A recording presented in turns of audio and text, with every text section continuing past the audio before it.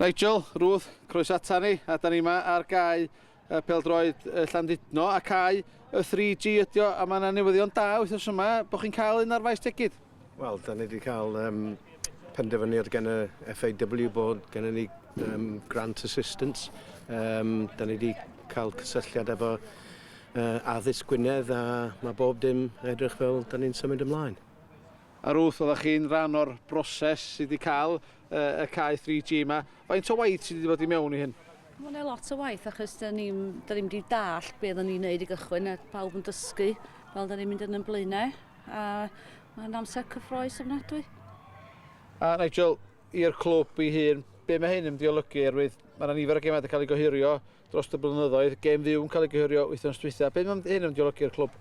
Wel, obviously dyn ni'n gobeithio bod sydd ddim repeat performance o rhywbeth fel yna eto.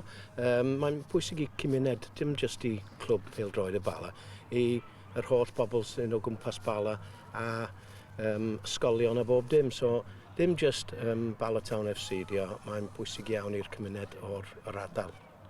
Ac hefyd rwydych chi'n sôn am yna bod chi'n gweithio efo Cyngor Gwynedd ar adran addysg. Be mae'n mynd i olygu i'r ysgolion lleol? Wel, mae'n mynd i gael un ysgol a wedyn mae o'n darn o'r broses hefo nhw bod nhw'n cael defnyddio'r cae a dim maen nhw wedi rhoi arian i fewn hefyd iddo fo.